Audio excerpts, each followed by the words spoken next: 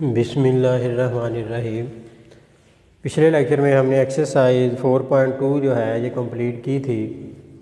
आप 4.3 के लिए इसका आर्टिकल देखें।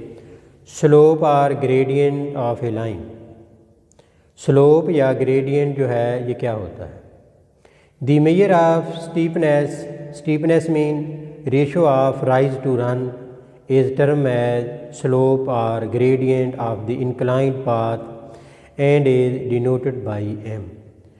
स्लोप जो होती है ये रेशो होती है राइज टू रन की, और स्लोप को m से ज़ाहिर किया जाता है।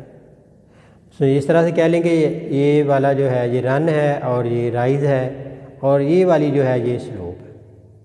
ये इंक्लाइंड पाथ यानी कि जो एंगल बनेगा वो थीटा होगा।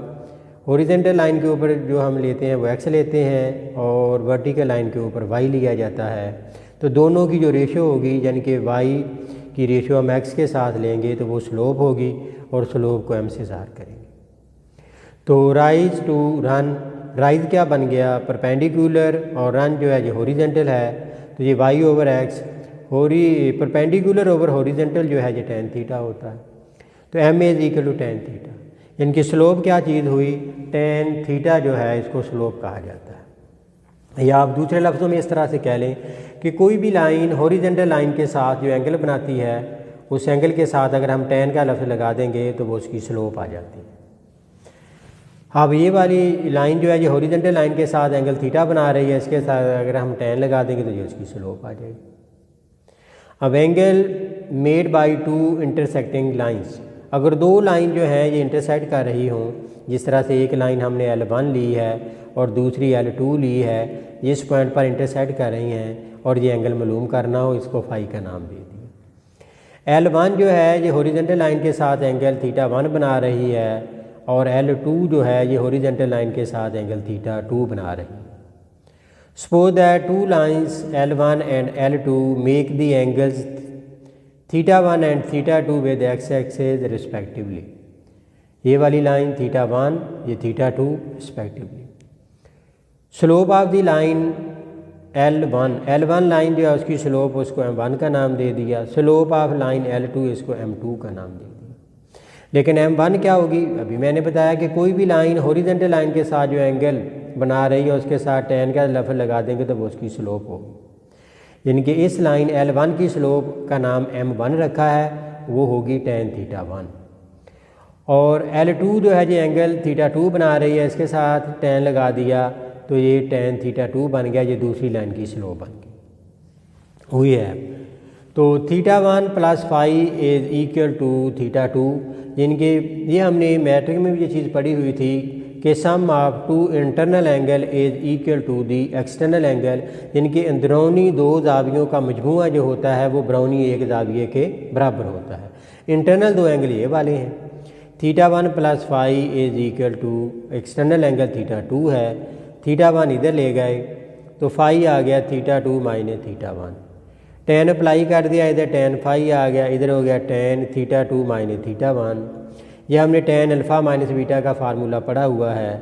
यह आएगा tan theta 2 minus tan theta 1 over 1 plus tan theta 1 tan theta 2। अब टेन थीटा 2 जो है उसकी जगह पर M2 लिखेंगे, टेन थीटा 1 की जगह पर M1 लिखेंगे। तो हमारे पास टेन फाई जो है उसकी वैल्यू जो है जब हम निकालेंगे तो टेन थीटा 2 की वैल्यू M2 होगी, और टेन थीटा 1 की वैल्यू जो है वो M1 होगी। हाँ जी, फार्मूला बन गया tan phi M2 minus M1 over 1 plus M1 M2। जब भी दो लाइन के दरमियान एंगल मालूम करना हो, अगर उनकी स्लोप जो है वो हमें मालूम हो तो ये फार्मूला जो है ये अप्लाई करेंगे।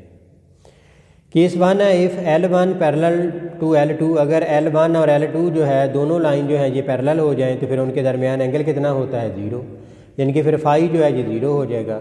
इधर अगर हम 0 लिख दें, ten 0 M2 minus M1 over 1 plus M1 M2, ten 0 0 होता है। नीचे वाली वैल्यू इधर जाएगी, 0 से मल्टीप्लाई होगी, ये भी 0 हो जाएगी। 0 is equal M2 minus M1, या M1 को इधर ले आएंगे, M1 इज इक्वल M2 हो गया।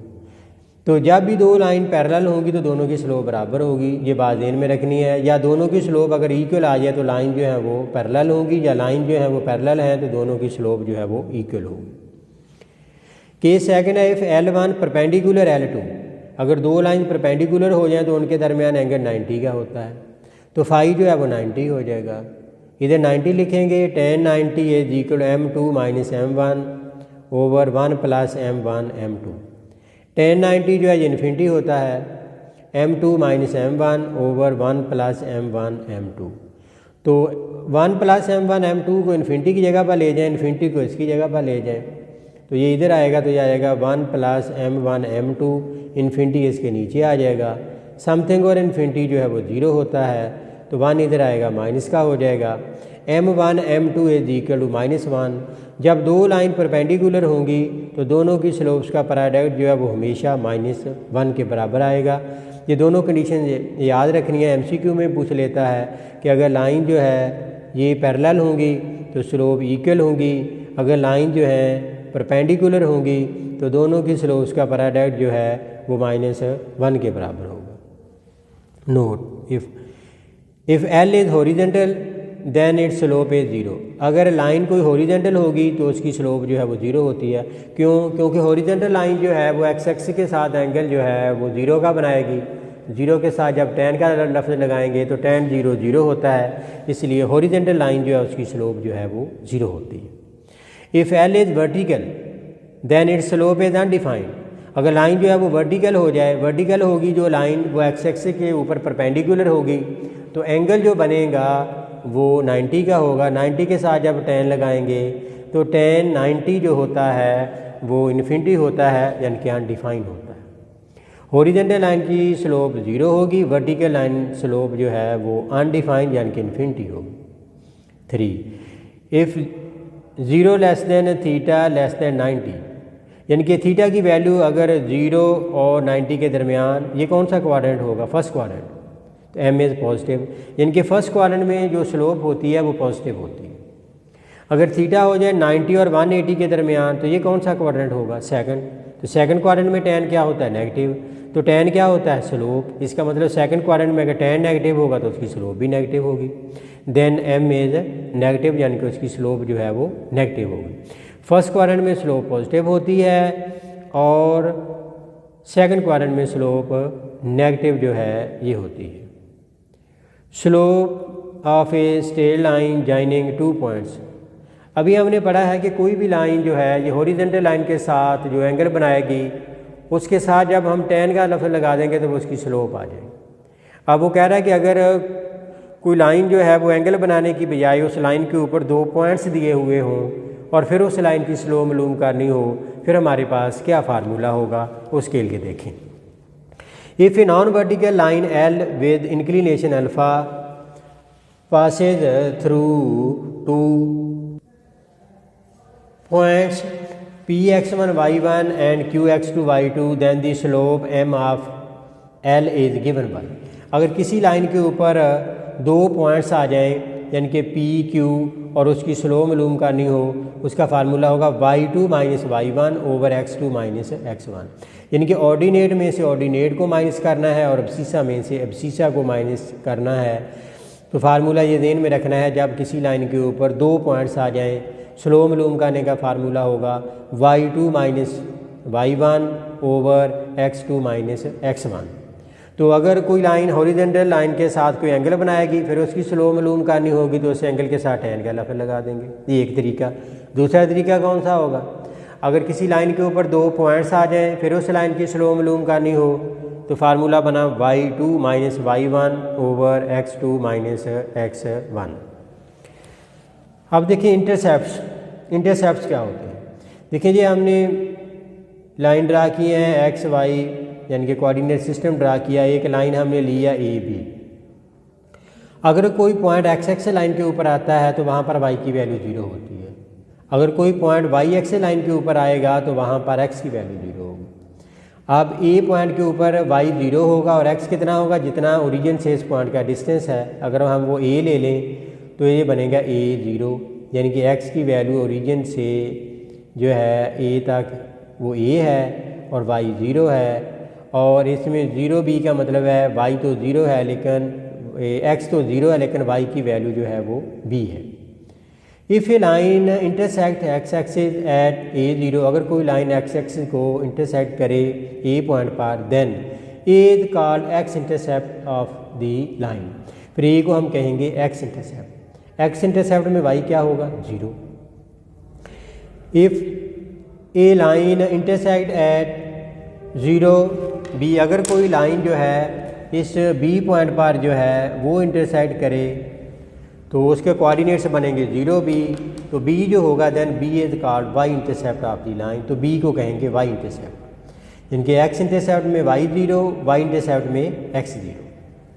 अब हम लाइन की मुख्तलिफ इक्वेशन पढ़ेंगे, यानी कि लाइन एक ही है, मुख्तलिफ फॉर्म में उसकी इक्वेशन होंगी।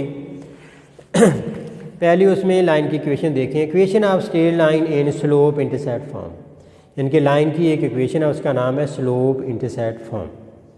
यानी कि किस तरह से इक्वेशन को लिखा हुआ होगा तो फिर हम उसको कहेंगे जी स्लोप इंटरसेप्ट फॉर्म में लिखी हुई है।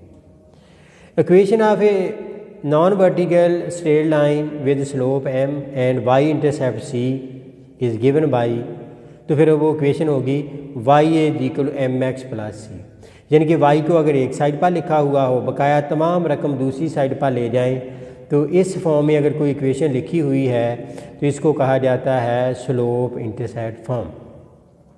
अभी हमने स्लोप मालूम करने के दो तरीके पढ़े थे कि कोई भी लाइन हॉरिजॉन्टल लाइन के साथ जो एंगल बनाएगी उसके साथ अगर हम tan का लफ्ज़ लगा देंगे तो वो उसकी स्लोप आ जाएगी। फिर दूसरा हमने पढ़ा था कि अगर किसी लाइन के ऊपर दो पॉइंट्स आ जाएं तो फिर उसकी स्लोप मालूम करनी हो, फिर फार्मूला होगा y2 minus y1 over x2 minus x1। लेकिन ये एक स्लोप मालूम करने का तीसरा तरीका भी आ गया, लाइन की इक्वेशन भी आ गया लेकिन तरीका भी आ गया। अगर एक लाइन की इक्वेशन दी हुई है और उसमें से आपने स्लोप निकालनी है तो आप उसको स्लोप इंटरसेप्ट फॉर्म में लिख लें, यानी कि y लैदा कर लें, बकाया टर्म जो है वो दूसरी साइड पर ले जाएं। जब वो बन जाएगा y is equal to mx plus c, तो x का जो भी कोएफिशिएंट होगा वो उस लाइन की स्लोप होगी।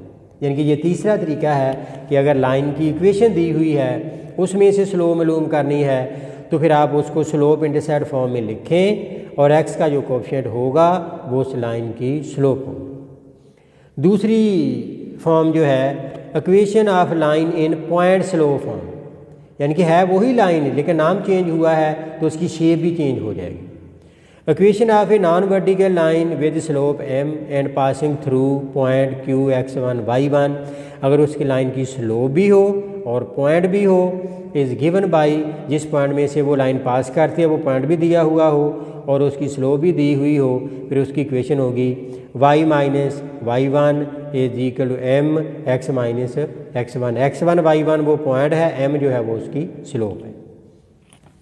इसी तरह से लाइन की इक्वेशन वही लाइन है लेकिन उसकी और शेप जो है equation of straight line in 2 points form, यानी कि अगर किसी लाइन के ऊपर 2 पॉइंट्स आ जाएं तो फिर उस लाइन की इक्वेशन क्या होगी?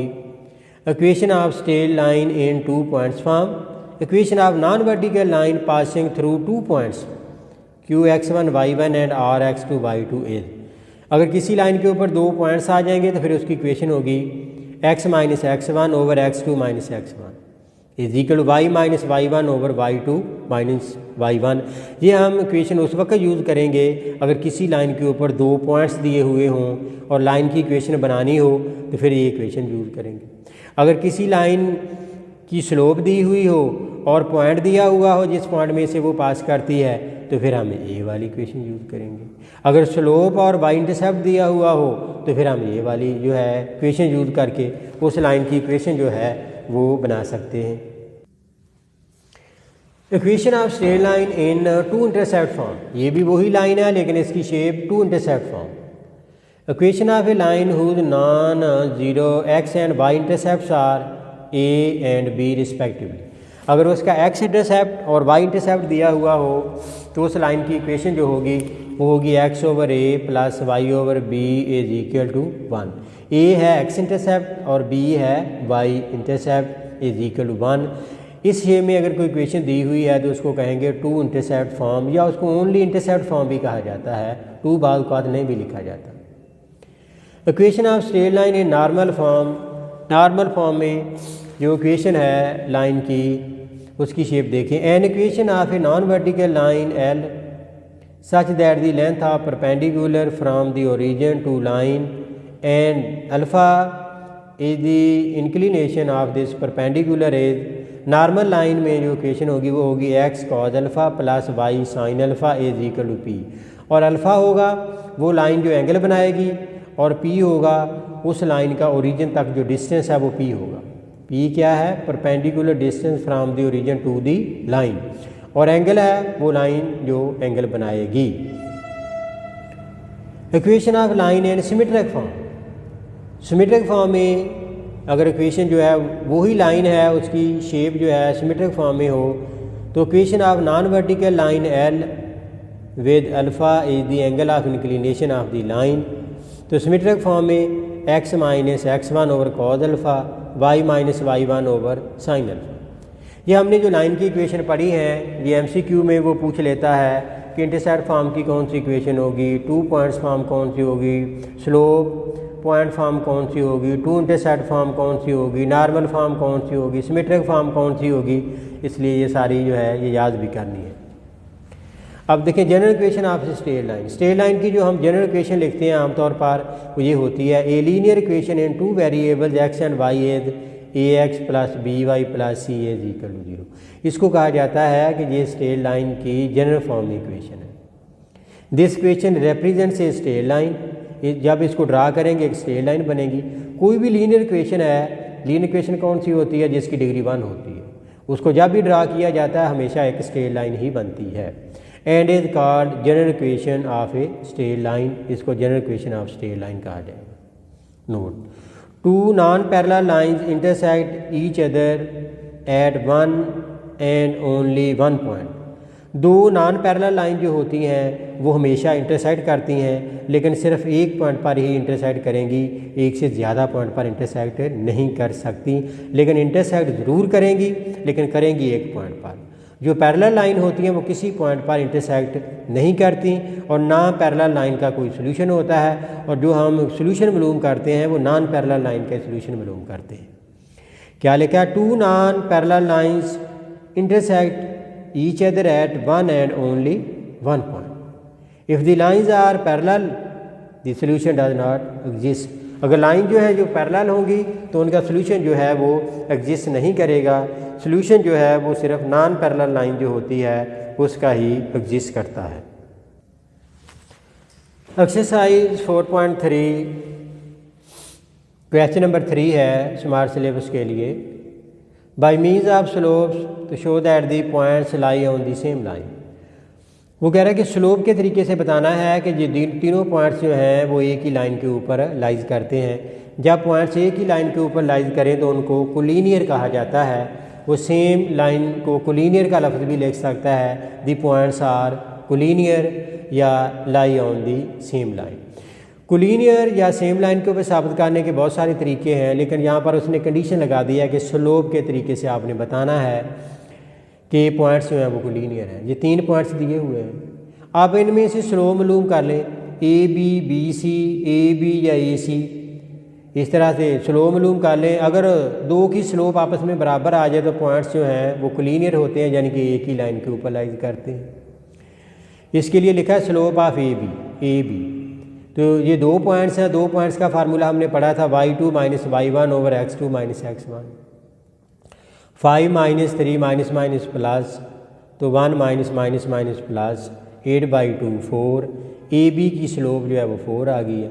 अब बी सी की मालूम कर लें या ए सी की मालूम कर लें, इससे कोई फ़र्क नहीं पड़ेगा। स्लोप ऑफ बी सी वही formula B C 9 minus 5 2 minus 1 4, दोनों की स्लोप इक्वल हो गई है। So the points lie on the same line के पॉइंट जो है वो एक ही लाइन के ऊपर लाइज करते हैं।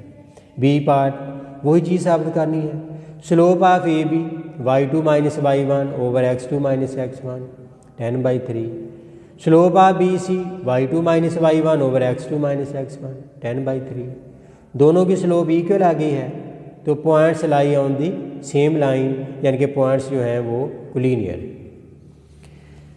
क्वेश्चन नंबर 4 है फाइंड के की वैल्यू मालूम करनी है so that the lines joining A B and the line joining C D are parallel perpendicular.